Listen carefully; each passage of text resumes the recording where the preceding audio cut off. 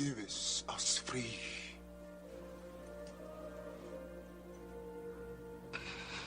Give us free. Your Honor, please instruct the defendant that he cannot disrupt these proceedings with such outcomes. Give us free. Give us free. If we are to have any semblance of orderliness, Give us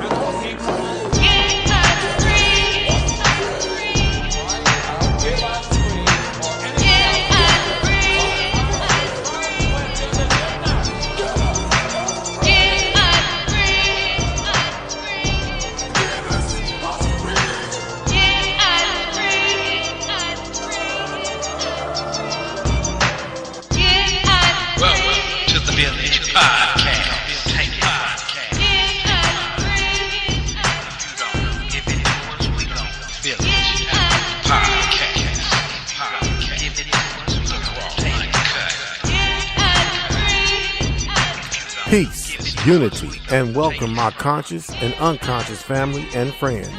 This is the all-new BlackVillage Community Podcast, and I am truly your host of the show, JC, aka Afro Black, dropping nothing but the raw and uncut, without any fear, as I use my mic as a spear to chuck you with liberated truth. I am your host and your native soldier in the struggle. My purpose and mission for this show is first to enlighten, inform, and engage. And I want to engage with all who claim to know the truth. All truth seekers and my native family, I welcome you.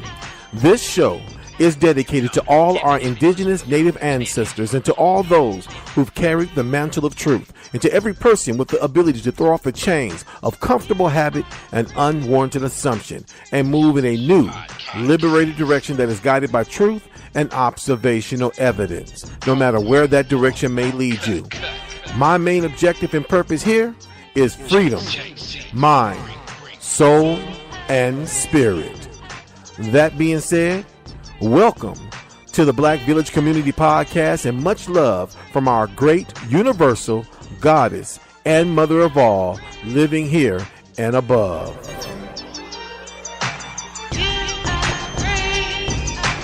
AC in the house. Aborigines, which means what? Black folks. You never find a white Aborigine. Rather, Aborigines are called natives, or they're always dark-skinned people. You and I are Aborigines, but you don't like to be called an Aborigine. You want to be called an American.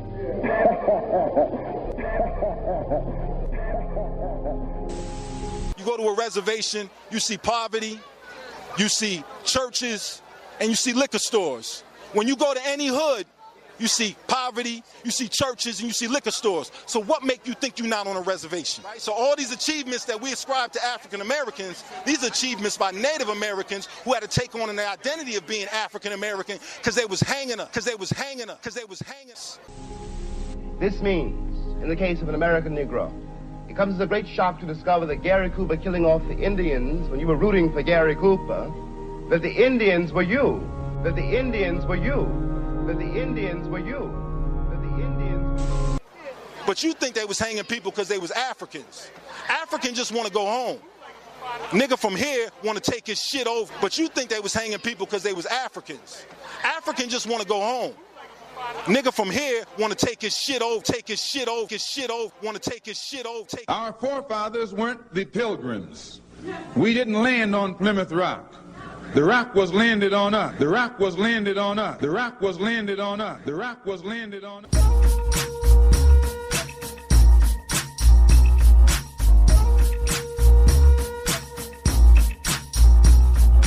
Aboriginal people. Aboriginal people. Aboriginal people. Aboriginal people. Aboriginal people. Aboriginal people. Aboriginal means the original inhabitant of a land from the earliest times. The ancient mound builders that built and designed the pyramids right here, not just by the Nile, contrary to popular belief in denial. Pyramids and huge hieroglyphics and pictographs on the ground are all mounds found around the Americas, north, central, and south, even even Venus and Mars. That is documented fact that emanates from my mouth. So who exactly were these aboriginals here? Whose ancient evidence of residency is hesitantly mentioned in this hemisphere? Were they the stereotypical Native American so-called red Indians? Well then, let's be clear, ask India, their tribe built their sincere, they'll tell ya. Those nouns predate the origins. Our past was erased and replaced with lies. Our achievements and identity plagiarized. We got amnesia of who we are, but we go way back further than the seats in your car. Aboriginal people, Aboriginal people, Aboriginal people, Aboriginal people, Aboriginal people, Aboriginal people, Aboriginal people, Aboriginal people.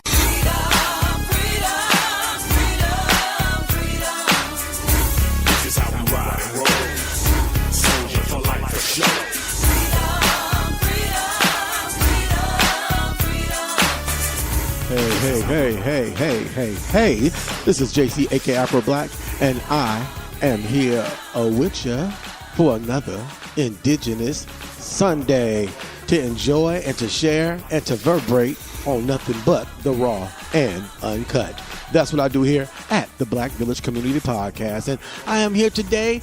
I enjoy this Indigenous Sunday. I got a lot I want to share. I'm going to recap on some things from last week. I got some things I want to get off my chest as I usually do.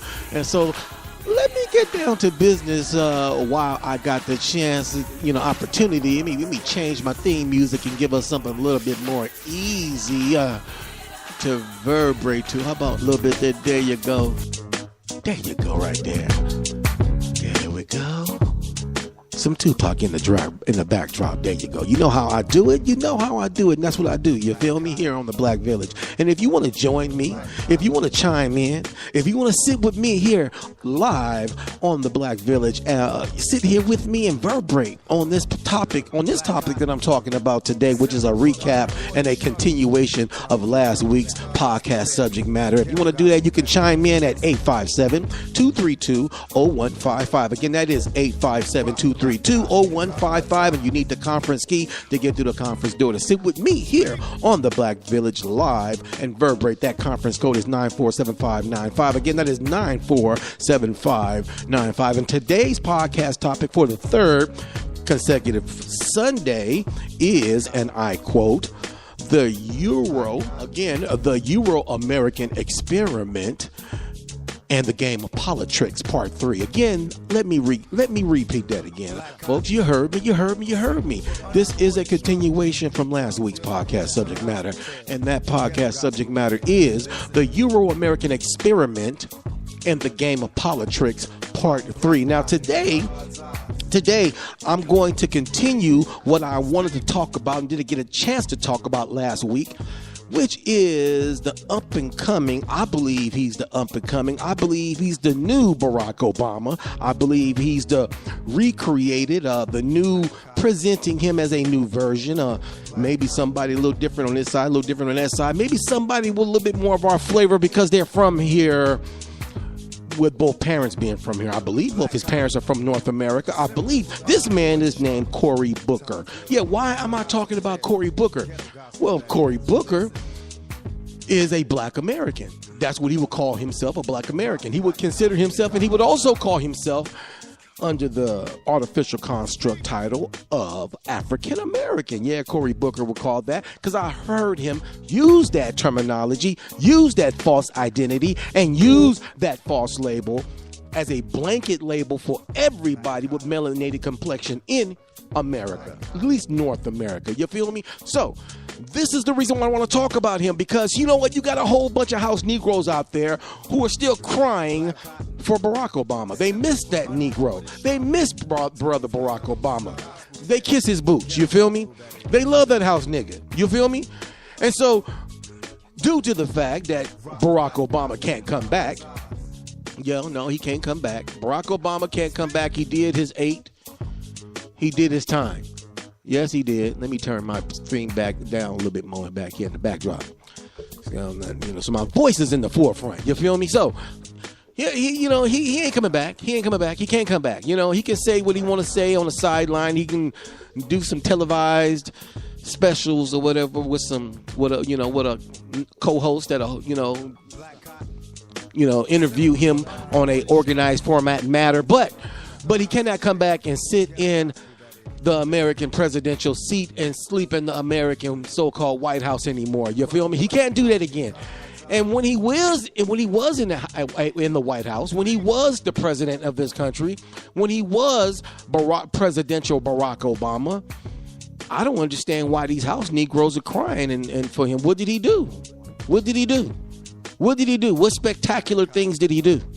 What did he do any different than any white president who sat in that office before him? What did he do?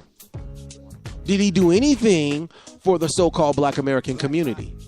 Did he do anything special? Did he do anything to help elevate us in any way? Did he do anything to help us come to a higher level of consciousness in any way?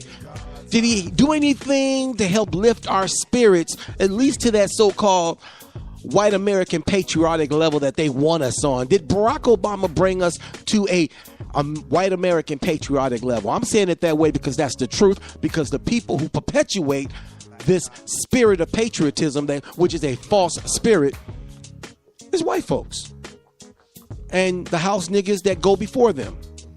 So now let me get back to my point. The Euro experiment. Was Barack Obama a European experiment? Was Barack Obama a European? In my conscious opinion, yes, I would say he was a European experiment. Barack Obama was a European experiment. So is the next person to sit in the shoes, the next person to follow in the pattern, to take up that mantle, the mantle that Barack Obama had taken up, the next so-called Black American. I say so-called Black American because Barack Obama was literally an African American. Barack Obama was literally, biologically, was legally by law, by the so-called label that they've labeled those who they want to sit under that label. Barack Obama was an African American.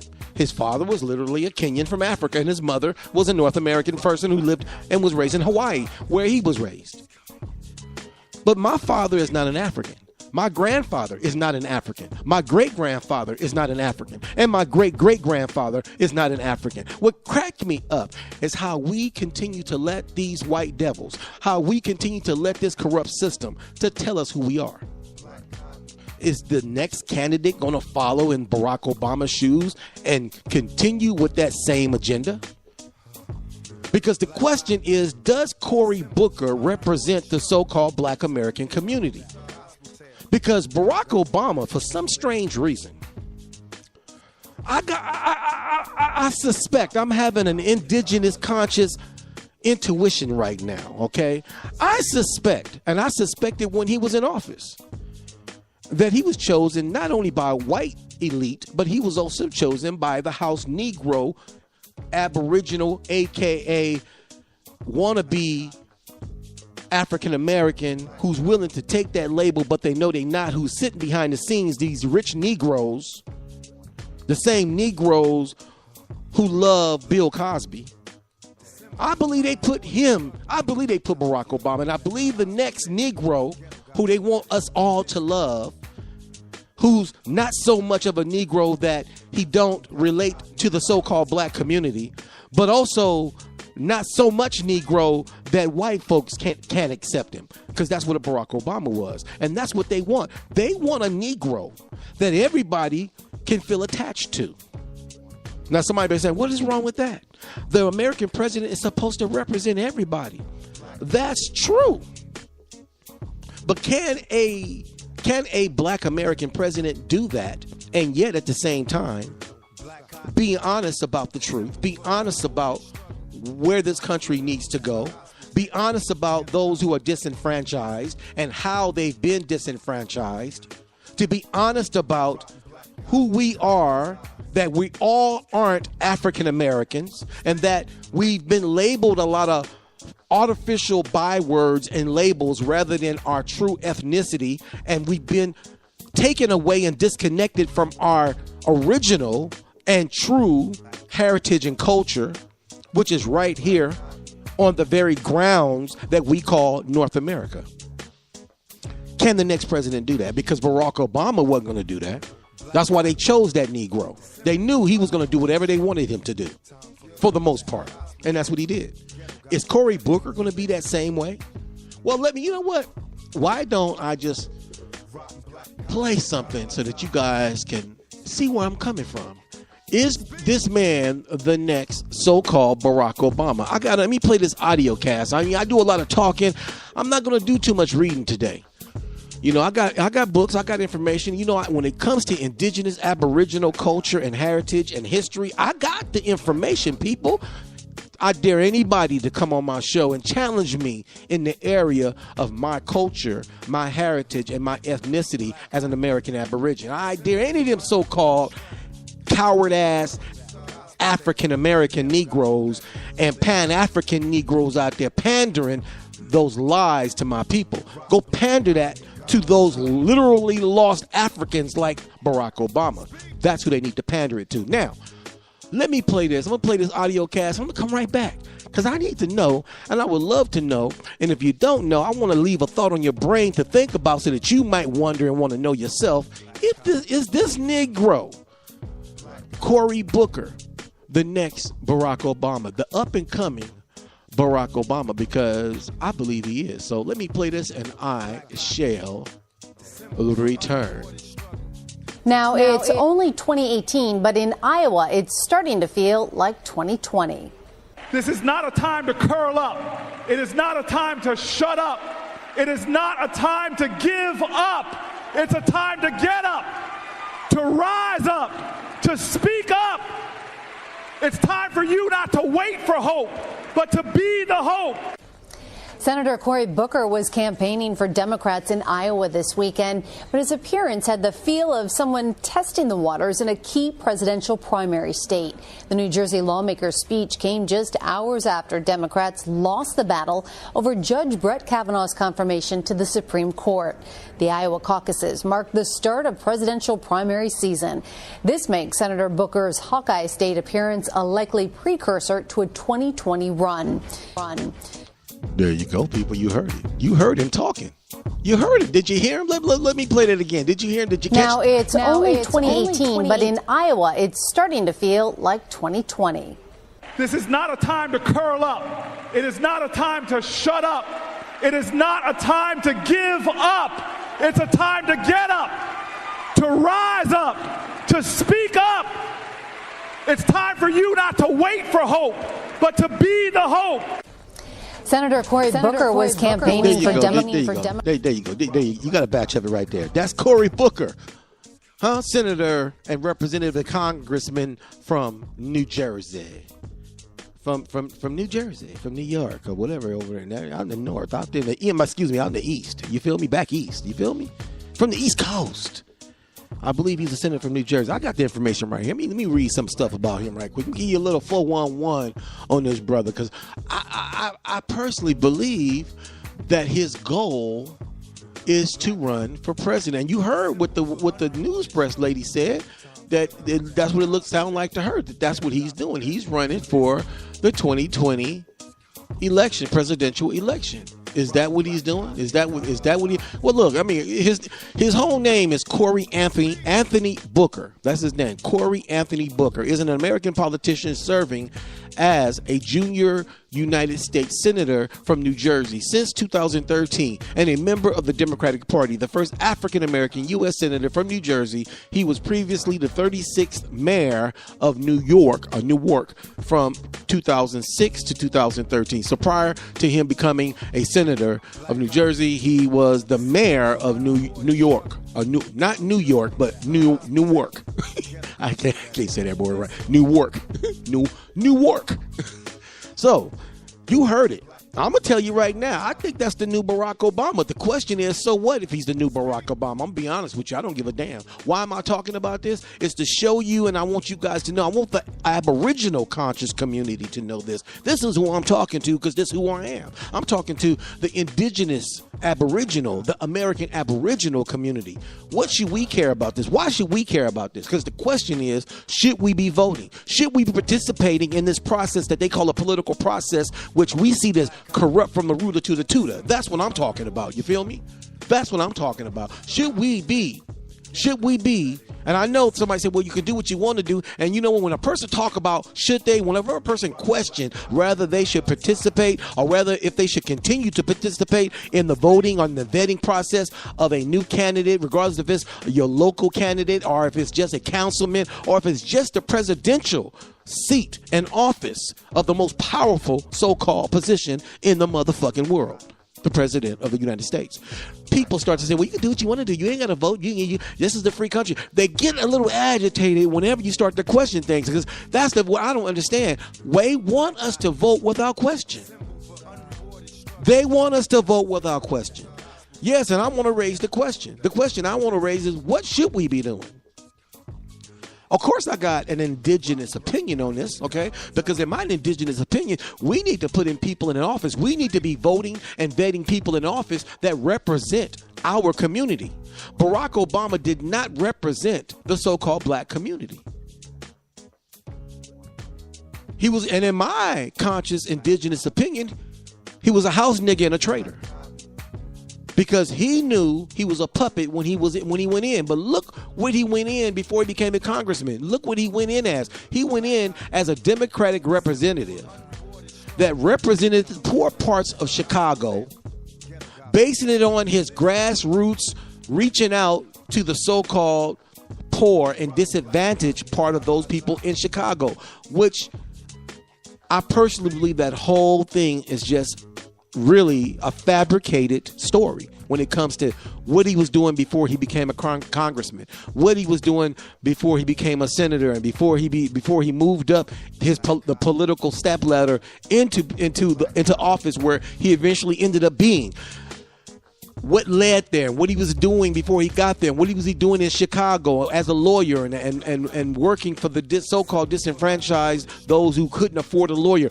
Was he really helping the disadvantage in Chicago? Was Barack Obama? Because he doesn't have a reputation. Nobody in the poor communities of Chicago know him as anybody that did anything for anybody in Chicago.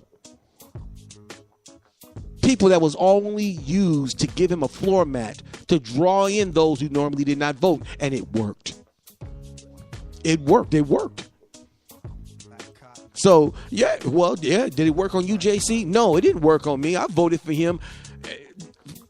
I shouldn't have voted at all for the man. I didn't vote for him his second term, but I voted for him his first term, and it had nothing to do with rather if he deserved the position or not. It had nothing to do with rather if he deserved the position or not. It had everything to do with two factors, the reason why I voted for him. Number one, I voted for him at that point in time back in 2008 when I was listening to him, and due to the fact that all my people who died and were persecuted for us to vote. That was my justification. The second reason why I voted for him is because to me, he was the lesser of the two evils who he was coming against at that time, which was the veteran, I can't remember his name, called the Maverick guy who passed away. I can't remember his name right now, but and the Mormon Mitt Romney. He was going against Mitt Romney, and I can't remember the other guy's name right now. I can't remember his name right now. But my point being is that was my justification for voting for him. So it took a minute for me to regurgitate and to think about why I was doing what I was doing and should I be doing it. And I've come to the indigenous conclusion. I've come to the validated conclusion that when these people who are in office, all these senators that represent these states in this country, who claim that they represent their constituents, the constituents that they're representing are the elite in those states. They do not represent the middle class or the poor class. This is the reason why we have a two-party so-called process. And when you look at the so-called two-party process, it's a game. It's a game and a game of Poli-Tricks within itself. Because you have those in the Democratic Party that are divisive and don't agree, and they fight amongst themselves. You got the liberal progressive in the Democratic Party. You got the the regular moderate Democrat, and then you got those who they call the blue dog Democrats, which are basically conservative Democrats and nothing but undercover Republicans. So basically, people, what I'm saying is that the system that we have don't represent the poor community. The system that we have don't represent the middle class or even the poor middle class community. We need representatives that represent us. The bottom line. We need representatives that represent us. And until we get representatives that represent us, we're going to deal with the same recycled mess. So-called Black Americans, who are really, in all reality, American Aborigines, American Indians, so-called AKA Black Indians. In all reality, we're going to deal with the same recycled mess. And yet they use us for political pawns to win votes. And then they use us and throw away votes when they don't want to use our votes, whenever the votes are working against their mission or against their agenda. So-called Black people, we need to first embrace our true identity. And the thing is, does Cory Booker, is this man who I know is an up-and-coming Barack Obama, who I know is an up-and-coming Barack Obama. Let me just read. And see, like I said, you got all these Negroes out here, the same Negroes who are in love with Barack Obama, the same Negroes who put their money behind Barack Obama. I'm going to tell you right now, are the same Negroes who are pandering the African-American identity. The same Negroes who support, these same Negroes who love Barack Obama, who believe in his ideology, who believe in his political philosophy. What philosophy is that? The philosophy of the so-called Black American elitist. And the Black American elitist is trying to mimic and copy the European American elitist, the white American. So as long as we got Negroes who think like that, who want to copy and emulate the white man, and then want us to emulate and copy him and play these psychological games to get us to pander the same game to our fellow brothers and sisters. Are they really for us? Are they just the agents of the system, my people? Are they really, are these motherfuckers really do they really understand our plight? Are they really trying to help us pull our own selves up by our own? Well, I forgot. Because if you pull yourself up by your own bootstraps, you don't need nobody to help you, right? Right? Because that's what they expect us to do. They expect us to pull ourselves up by our own bootstraps, not to help my fellow brother, not for my fellow brother to help me if I need it. Because I'm going to tell you something.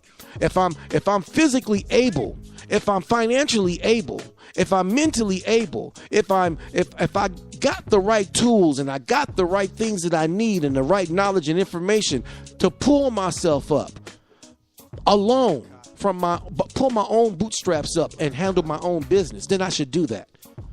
But if I've been crippled, if I've been wounded, if I've been socially and economically pressed down and oppressed, if my parents struggled and that struggle that my parents and grandparents struggle that they had has filtered down to me.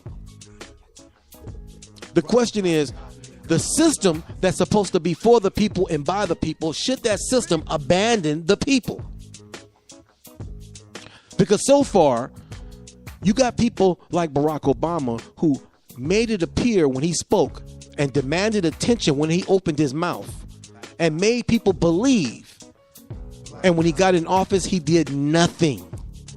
That Negro did nothing for the so-called Black American community.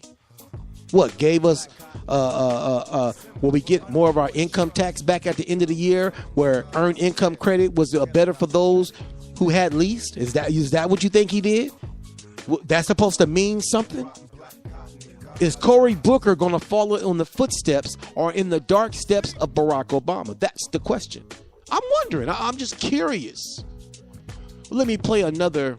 I got some stuff, some information I want to read on this Negro, but I got these audio casts that I want to play. Let me play another audio cast.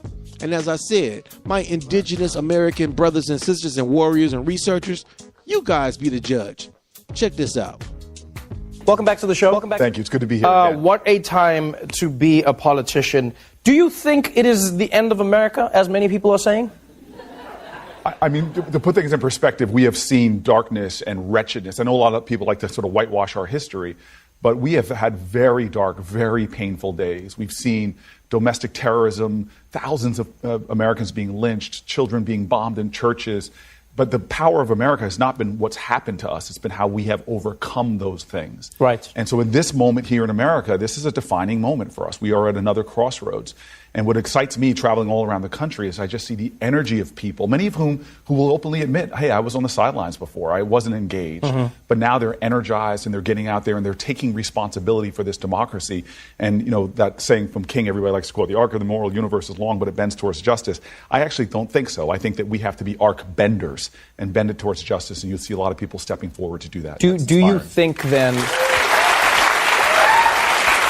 do you think that in some ways Trump was a necessary evil to get people off the sidelines? Because if people were no longer engaging in their democracy and you now see more women running than ever before, more people of color running than ever before, more young people voting than ever before, was it inevitable that America ended up with a Trump-like person and that restarted the energy that is voting? I think bad things happen when good people don't vote. The opposite of justice is not injustice. It's apathy, indifference, it's inaction. Mm-hmm. We've seen the consequences of that.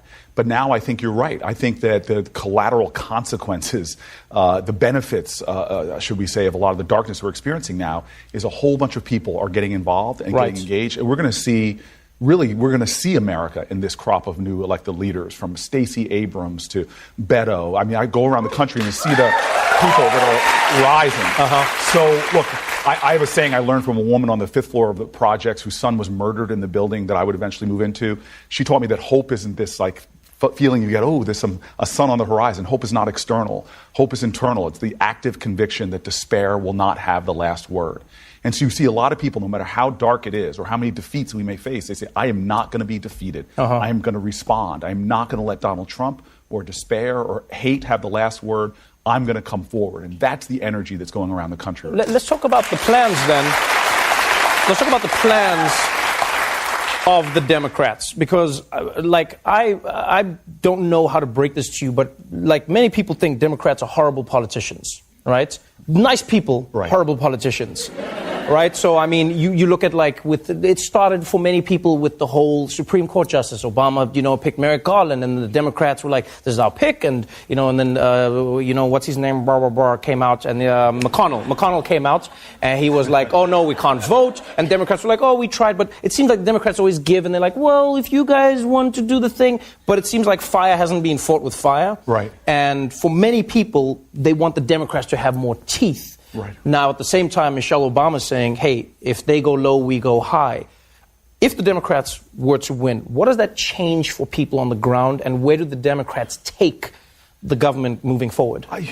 So this is a little bit of my problem, and this might get me in some trouble. But look, I've lived the last 20 plus years of my life in an inner city community in Newark. I'm the only senator that lives in a black and brown inner city neighborhood. I had a young man shot on my block with an assault weapon. I have a drug treatment center across the street. I have people of great wealth and worth in terms of spirit, character. But last census, I think my neighborhood is like $14,000 per household. Right. And what angers me is before we even had a Donald Trump elected, we had a cancer on our soul of our country, a criminal justice system that treats you better if you're rich and guilty than poor and innocent. We still had kids in my city. People think Flint, Michigan is some kind of anomaly. There are over 1,000 jurisdictions where children have twice the blood lead levels in Flint, Michigan. I could go through the things that were going on before Donald Trump was elected that we seem to tolerate in our nation, a level of injustice that to me is outrageous. And Democrat or Republican, there have been things that have been voted on by both, like the 1994 crime bill that exploded our criminal justice system 800% since 1980 alone. 1 out of every 3 incarcerated women on the planet Earth is in the United States of America. And talk about not listening to survivors. We jail survivors. 86% of the women in our prisons are survivors of sexual assault, sexual trauma. And so I'm one of those folks that every day I get up in my community, a great city that's on the move, God bless Ras Baraka, our mayor, but I see every single day the unfinished business of Democrats and Republicans, all of us. But then do you think the people can move forward then? Because, I mean, you see these issues, and now I was looking at what many voters were asking for. They go, these elections are coming up. What do you want to see? And one thing I found interesting from both sides, Republican and Democrat, was people said, can they move things forward? Can Congress actually get something done? Can they work together? If the Democrats win the House, the Senate is looking unlikely, but if the Democrats win the House, do you think there is some semblance of moving forward, or does it become blocked? There you go. You heard it. That was a clip that I took from The Daily Show by Trevor Noah interviewing Senator Cory Booker. Okay, and you heard him talk. I mean, dropping the raw and uncut. And making connections, trying to connect to the women by talking about women incarceration and women being raped. And when the figures he was given, the statistics are raw and uncut, are real. 80% of the women who are incarcerated have been sexually assaulted by a man, for the most part by men. I ain't gonna say women. That number is most likely talking about men. He's talking about, the hate crimes and talking about disenfranchised people, and he's making a connection by talking about how he lives in a poor community. Is he the next Barack Obama? I say yes, he is. And when I say he's the next Barack Obama, I'm saying he's literally the next Barack Obama. He's not going to do anything any different than Barack Obama if he gets in office.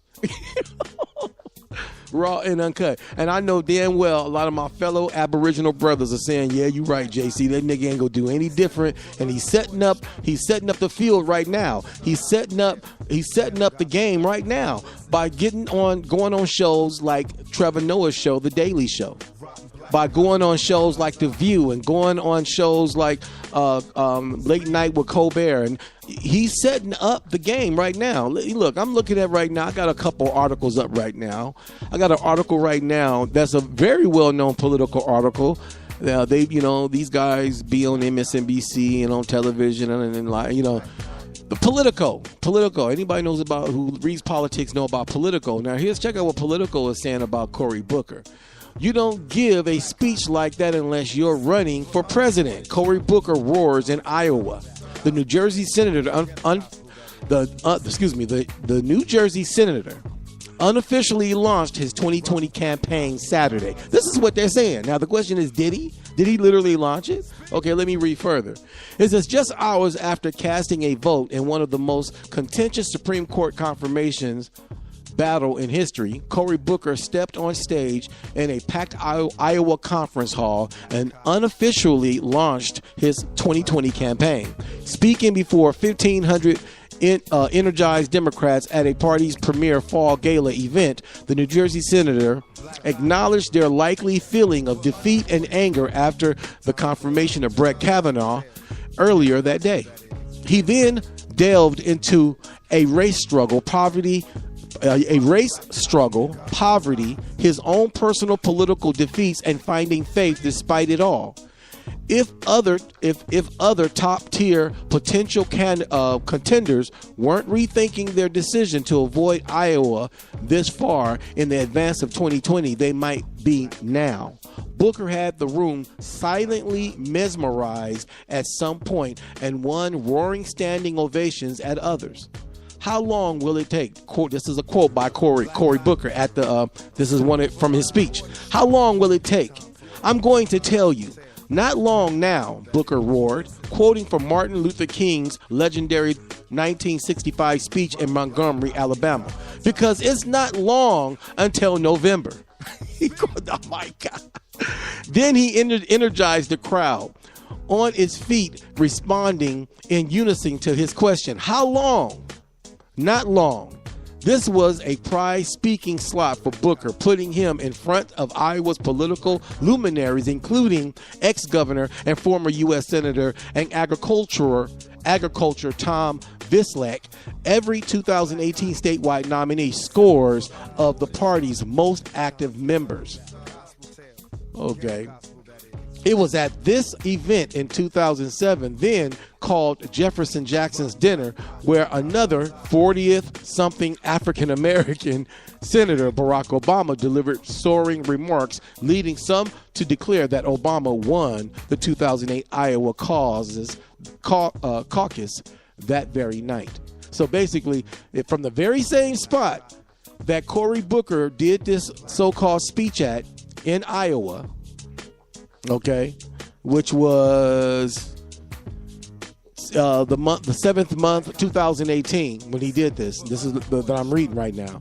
They saying Barack Obama did it in 2007, right before he won the presidency. He did the same thing. Like I said, this man is walking in the footsteps, and I'm pretty sure he believes he's better.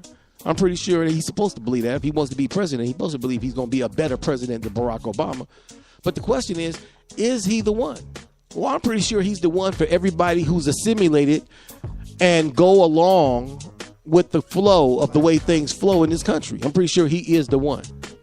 He's definitely the one for everybody who believe in the African American ideology or agenda. But is he the one? I think he's just another puppet. Here's another one right here, another article called The Intelligencer, which is another political worthy journalistic website that put out political news, called The Intelligencer. And it quotes, this is their article on Cory Booker. Can I get a hug? Cory Booker's got a lot of love to give, and he's betting that what it will take to win in 2020. Anyone who thinks it's nothing but teeth-grinding paranoia and rank misery in Washington these days hasn't been to the office of New Jersey Senator Cory Booker. These people are happy. Indeed, his staff are some of the cheeriest, nicest people you could ever hope to meet. When I arrived on a hot, swampy morning just before Labor Day weekend, I am greeted with hugs and candy. An exorbitant woman in a dashiki sits at the reception. Christian Lynch, the press secretary, greets me. Hugs me and takes me to Booker's office where we say hello to his chief and staff, Matt Clapper, who also hugs me. Booker has not hugged me yet, but gives him time. We say, but give him time. A young staffer comes in and hands Booker a brown paper bag and tells him she managed to score that last 3 in the cafeteria. From the look of joy on his face, I imagine a bag of cheeseburgers. But alas, it was just a celery and carrot stick in a plastic deli container. All right, so like I say, you heard it from here. That's my position, what the whole reason why I'm talking about this, not only to point out that this man I know is going to be the next Democratic front runner and presidential candidate for 2020, and that's very obvious. I'm not the only one who sees that and believes that, but also, like I said, to raise question: is he the one? No, I don't say he's the one, because he's no different than the one that was before. He's not going to be any different, and I don't believe he's going to be any different than the one before him, that was before him. And, not that he's going to be like the one that's in office right now. So I believe he will be a much better president than the one we have, current president we have right now. But that's not to say that he's going to do what it takes, not only to bring people together, but to be honest about what's been going on. It sounds like right now he's setting that floor, man, as if he's honest. But so-called former President Barack Obama did the same thing. Barack Obama spoke to the plight of those who were disadvantaged as if he understood, as if he was going to repair and resolve the issues in the urban cities. And he did nothing to resolve anything in any of the major urban cities in this country, from Chicago to New Jersey to New York to Detroit to Philly and to Los Angeles. He did nothing. He acted as if the so-called black American who's living in the poor, impoverished areas of New Orleans, Los Angeles, Detroit, Philly, and New York as if we don't exist. As if these people don't, and that's exactly, I believe, are the people who chose people like Barack Obama. People who chose Barack Obama are people who think like Barack Obama. And people who think like Barack Obama think like his wife, Michelle Obama. How do these people think, JC? What are you talking? I'm going to tell you what the fuck I'm talking about. People like Michelle Obama and Barack Obama, these are house bourgeois elite Negroes. They don't think about anybody who look like them, who live less than them. They don't care. They feel like if you're not where they at, that was your fault. If you ain't got what I got, that's because you don't want it. If you ain't got what I want, that's because you're not willing to do what I did to get it. That's the way these Negroes think. They think like white people. They're fully assimilated. They don't give a damn about their history and their culture. They don't give a damn about their ancestors or those who were before them who set the standard, because they setting new standards as far as they're concerned. I know these Negroes. I know some Negroes like these Negroes, and that's why I know these Negroes are the ones that are sitting behind the scenes, are the ones that are pandering the white man's agenda under a new form or packaged in a new way, but it's still the same old agenda. What agenda is that? To make sure that what do you think trickle down economics was like? When Ronald Reagan came out with trickle down economics, which sounded so good to the so-called conservatives and made them feel like they were doing something for those who did not have. When trickle down economics have always been practiced in this country, because trickle down economics gives a little to the masses for those to grab like crabs and try to get what they can. And anybody who don't get it, that's your fault. In other words, treating people like they're nothing. Treating people like they're nothing. And then telling themselves that's not what they're doing. Look, let me give you an example, because my next podcast I'm going to do is going to be on Brother Bill Cosby. Yeah, I've been wanting to talk about this Negro. You got so many people out there. You got a whole lot of Bill Cosby supporters. And these Bill Cosby supporters, the majority of them are Barack Obama supporters. The majority of these Negroes, like I say, these are Negroes who sit at the white man's, at his feet. These are the ones that go, these are the house niggas. Master, our house on fire. Okay? Because they look at me and say, oh, you just don't want nothing. You don't know what I got. You don't know what I want. You don't know what I'm doing. And if I told you, you wouldn't care anyway. Because these Negroes are selfish. They don't see indigenous American Aborigines. They didn't think for themselves. They thought for the tribe. They thought for the community. So whatever they did, they had their family in mind. They had their brother in mind. They understood that for every action there's a reaction. So that means that your actions affect others. So care about and think about what you do before you do it. That's how our ancestors taught and thought. Not to think for yourself, but while you're thinking for yourself, think about why you're doing it. Are you doing it for yourself or are you doing it for your people? Of course, you're gonna get a benefit out of it. Of course, you're gonna get a financial benefit out of it. Of course, because your whole point is to help the community, not just yourself. Because if you're doing it only for yourself, then you're selfish. And our ancestors, the American Aborigines, the American Indians, our ancestors did not teach a philosophy of selfishness. Now, I could go back and read some of the indigenous philosophies, like the Code of Conduct, the Aboriginal Code of Conduct. I did that on a podcast before, but I'm nothing to do that right now. I only got so much time before my show is over. I know I saw on my Facebook events page that my podcast was from 3 to 5. I don't know how that time got like that, because my podcast is only from 3 to 4. It's only an hour podcast. I don't go over an hour. I have an organized format the way I do things, peeps. So, now, back to my point. To prove my point, okay, I want to use Bill Cosby as an example. This Negro is a prime example. Bill Cosby was an elitist. He was a black conservative, okay? He was not a Democrat. I don't give a damn how these Negroes try to pose themselves as Democrats like Michelle Obama do and like Barack Obama do and like a lot of these conservative Negroes do. They're blue dog Democrats. Blue dog Democrats are not liberals. Blue dog Democrats are not true liberals. Blue dog Democrats are full-fledged conservatives. disguising themselves as liberals and as Democrats, and they're not. They don't live by the Democratic philosophy. These blue dogs want to change the progressive or change the liberal philosophy. See, the liberal philosophy has changed to a progressive philosophy. Those of you guys who know what I'm talking about. Okay? Now you're like, JC, what are you talking about this? You say these things don't represent us. No, it don't. Okay?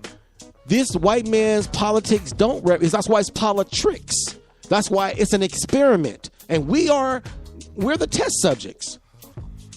But if we're going to do something, if we're going to work through this, people, then we need to do it, and we need to do it right. Number one, we got to care about who we are. And that means we got to care about who represents us. So let me prove my point again. Using Bill Cosby as an example, this Negro not only was a conservative elitist, in my opinion, and I base that on his lifestyle, his political position, the things he did in his career, and the things he did publicly.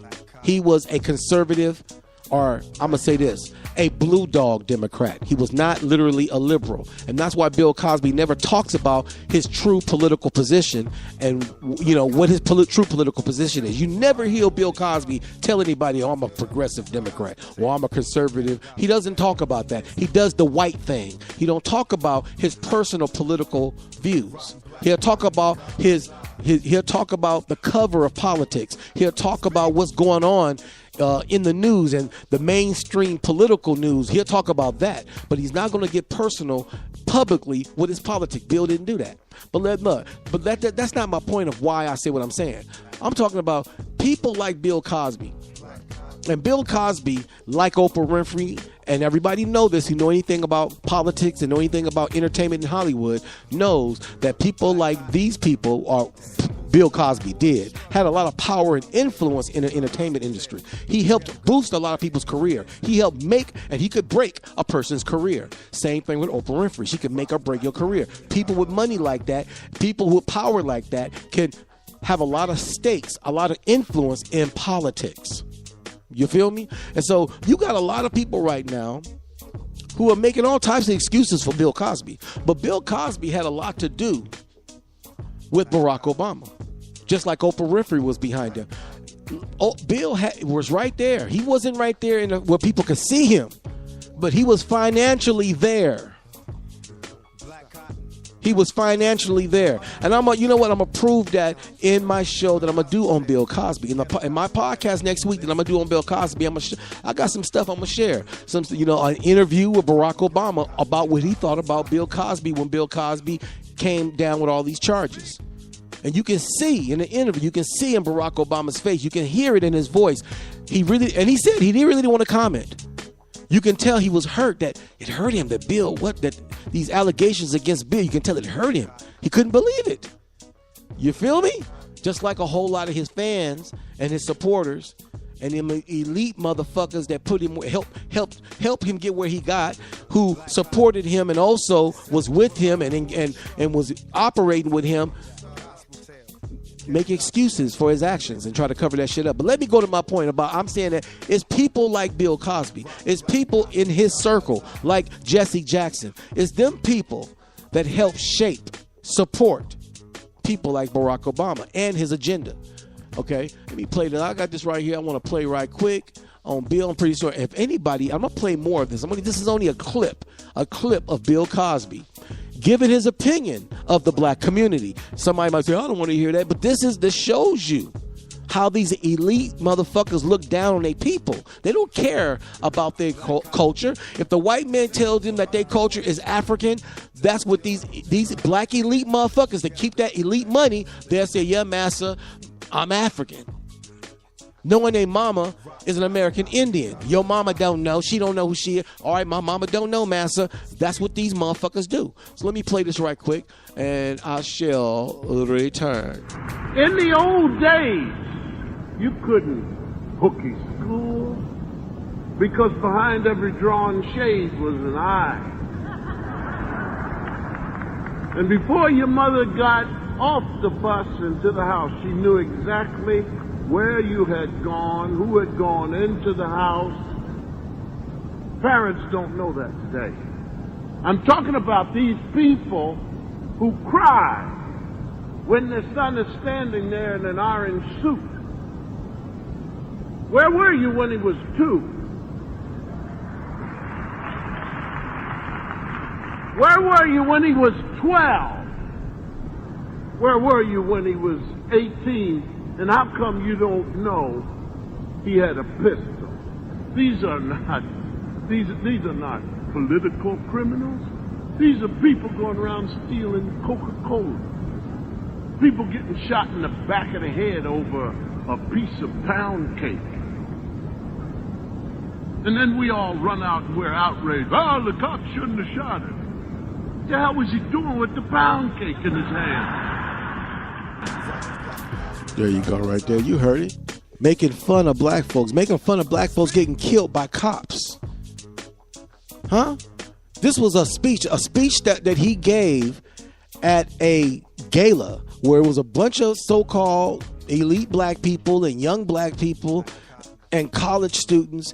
This was a gathering. He did this, and he was basically, and he was calling black folks as if they don't exist, as if, those people, those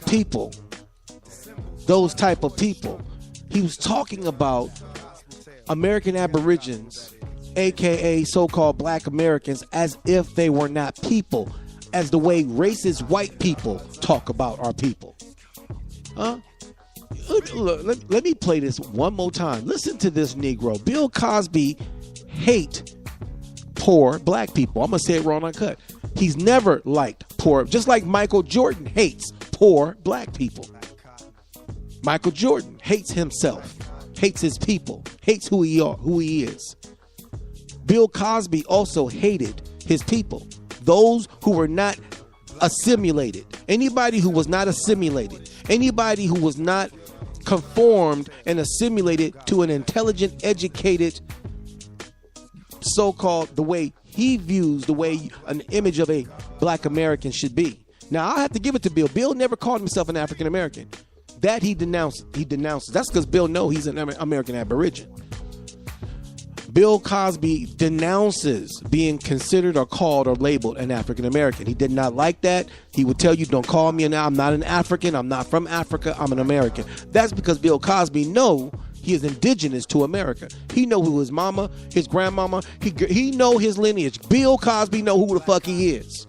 He knows he's an Aborigine. He knows he's indigenous to America. But that did not encourage him to care enough to teach his people about who they were.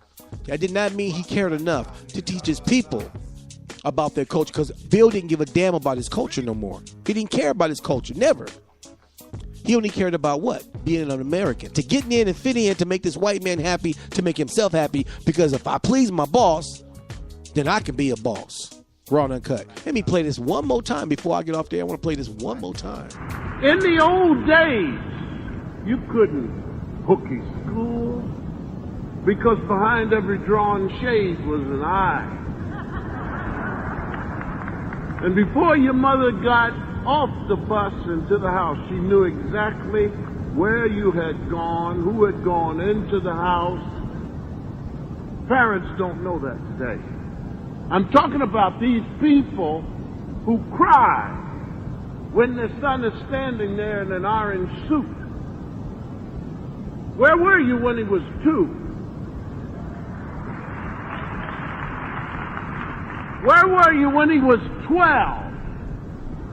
Where were you when he was 18? And how come you don't know he had a pistol?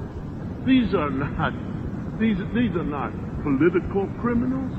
These are people going around stealing Coca-Cola. People getting shot in the back of the head over a piece of pound cake. And then we all run out and we're outraged. Oh, the cops shouldn't have shot him. What the hell was he doing with the pound cake in his hand? There you go. You heard it again. Making a fun of our people being killed and assassinated.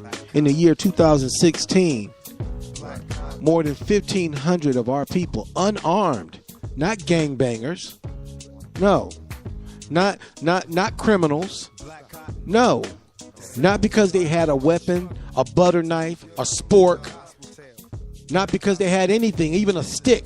They didn't have anything. Over 1,500 unarmed black American, a.k.a. black, so-called black American, really in all factual reality, American Indians, American Aborigines, and these serial killing cops know this. They know who we are. The ones who are doing this, they know who they doing it to.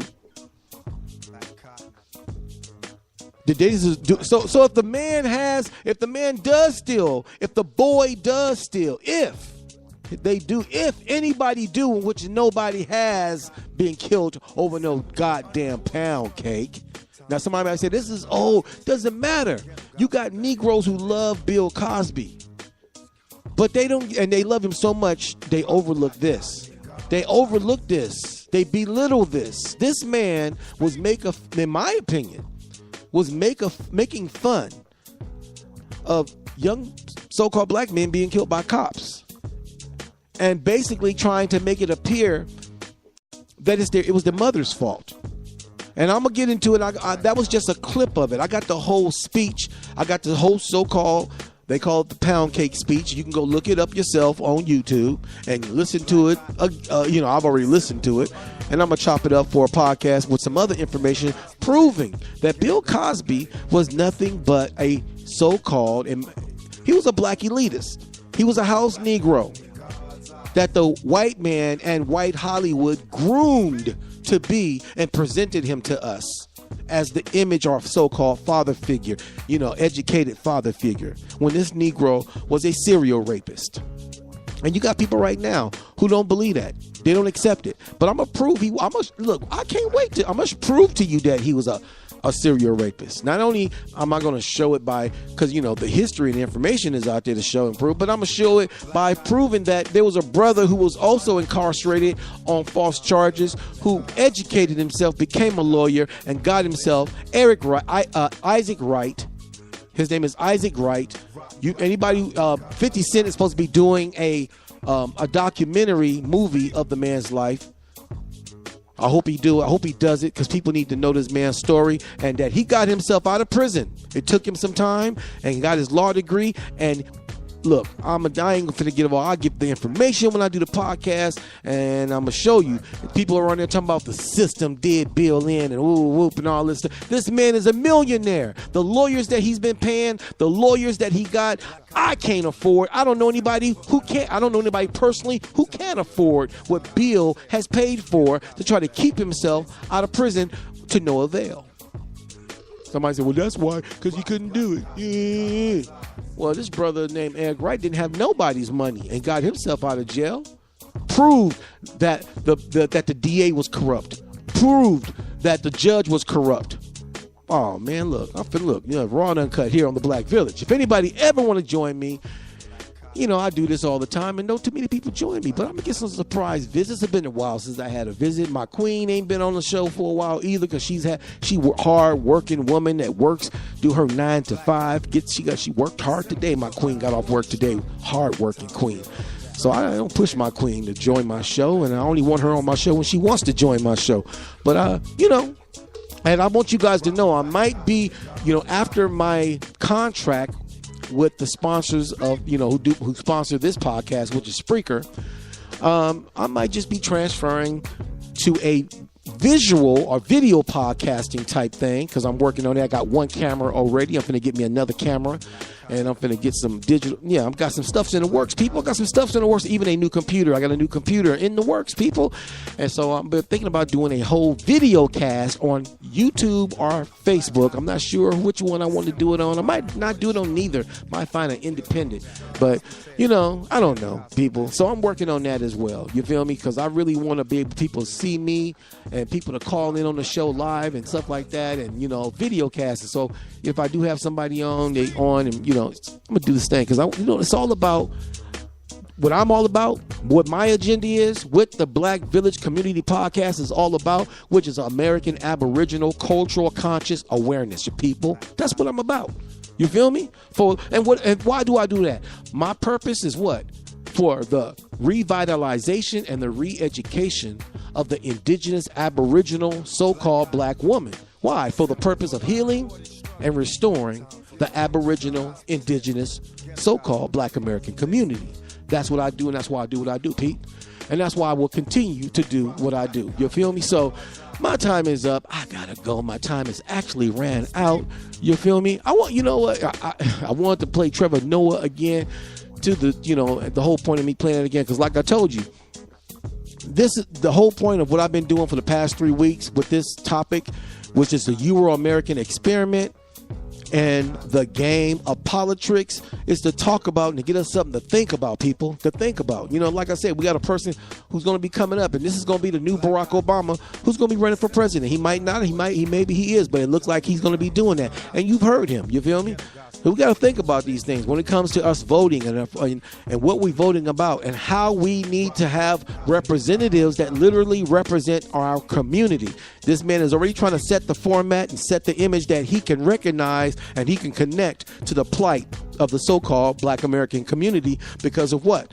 Because of the power of the so-called Black American vote. He wants that vote. It was the so-called Black American vote that put Barack Obama's ass in office. Oh, yes, we know it was a little bit more and power than that, which is those elite motherfuckers who wanted him there as well. But anybody with a brown face that sits in the White House is going to be a puppet. You feel me? Unless that person literally comes from the community and works for the benefit of the so-called Black American community. No, not African American, because we ain't no Africans, people. Yes, we got some Africans living in our community, and we got more of them here than they ever were before, but that does not change the fact that the core and that the mass, the majority and the mass of the people, the populace who are considered and called Black Americans, are not African Americans, nor are we Africans whatsoever. But we are indigenous to North America, and we are American Aborigines, a.k.a. American Black Indians. And so on that note, people, I gotta go. So I'll be back, and I'll be dropping nothing but the raw and uncut, as I do every Indigenous Sunday. You feel me? And so you can catch me next Indigenous Sunday. On that note, as I always say, may the Great Mother bring us together under the wings of her peace. I love chicken, so love, peace, and chicken grease. I gotta go. Aboriginal people, Aboriginal people, Aboriginal people, Aboriginal people, Aboriginal people, Aboriginal people, Aboriginal people, Aboriginal people. No matter where you go in every country, we in there. Most of us did not come on slave ships. We've been here. Indian just means amalgamated more. The U.S. tried to wipe us out in 3 Seminole wars. For each Aboriginal, 7 troops died. 90% of Indians were reclassified as Negroes. We fought European foes. Africa's great, but we don't look under our nose. Or now here's the Old Man River, or the Maasai Sequel, knock out the Mississippi. We're the Yamasee people, and others here like the Washita, the Chocos in Colombia, Dadiendes in Panama, the Garifunas and more. We're prisoners of war. Our titles, nationalities, and birthrights ignored. We got a huge missing gap in our past, and been divided into race of some type of caste. Everyone else has a language, where's mine? Cause ours is long gone like your grandpa's hairline. Aboriginal people, Aboriginal people, Aboriginal